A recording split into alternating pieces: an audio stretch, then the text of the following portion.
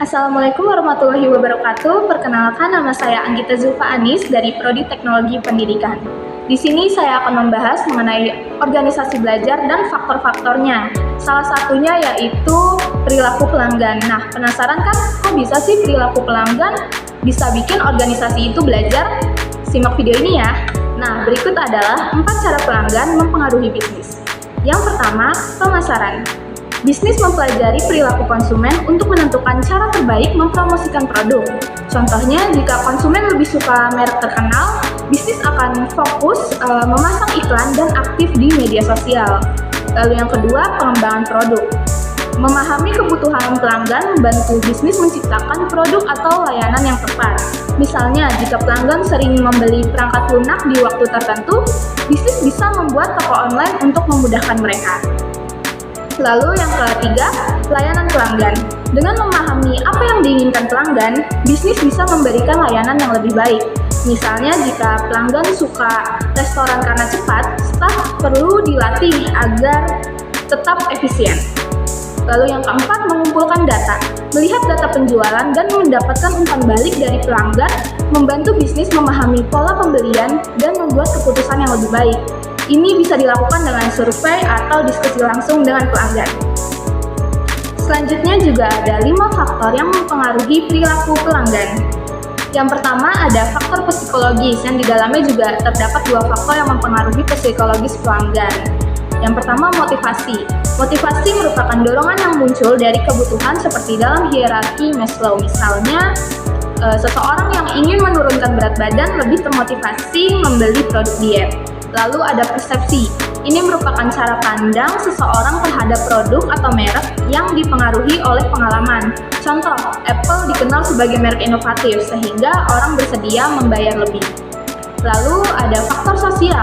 Faktor sosial merupakan pengaruh keluarga, teman, atau kelompok sosial terhadap keputusan membeli. Misalnya menggunakan merek yang sama dengan yang digunakan keluarga. Lalu ada faktor budaya. Ini merupakan nilai dan kebiasaan yang dibentuk oleh budaya dan subkultur mempengaruhi preferensi pembelian.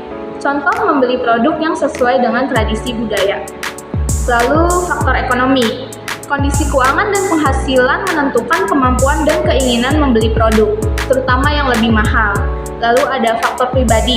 Usia, pekerjaan, gaya hidup, dan status individu mempengaruhi kebutuhan dan preferensi pembelian. Contoh, orang muda mungkin lebih memilih produk teknologi terbaru dibandingkan orang tua.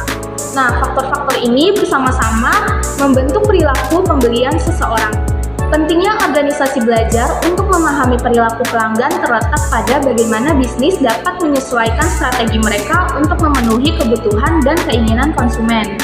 Faktor-faktor seperti preferensi pribadi, rekomendasi orang lain, harga dan fitur produk, ini juga mempengaruhi keputusan pembelian. Misalnya, saat membeli smartphone atau merencanakan liburan.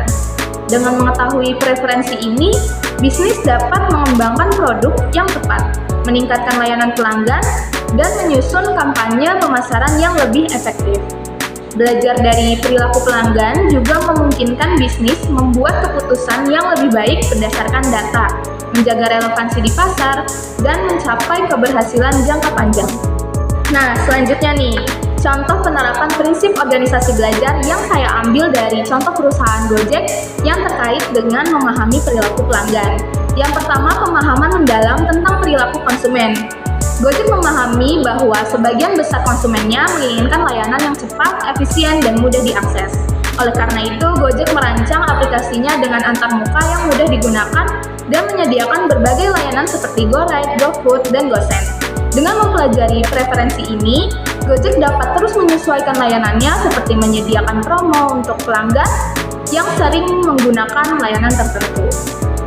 Yang kedua, ada adaptasi terhadap perubahan. Saat pandemi, Gojek cepat menambahkan fitur seperti contactless delivery dan meningkatkan layanan GoMed, menunjukkan adaptasi cepat terhadap kebutuhan pelanggan yang berubah.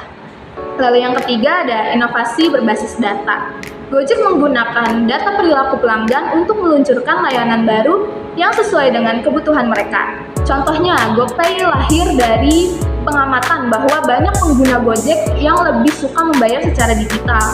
Dengan analisis data transaksi dan perilaku pembayaran, Gojek mengembangkan layanan dompet digital yang kini sangat populer di kalangan penggunanya. Selanjutnya, membangun hubungan dengan pelanggan. Gojek membangun hubungan yang kuat dengan pelanggan melalui berbagai program loyalitas seperti GoClub, di mana pengguna setia diberikan berbagai keuntungan eksklusif.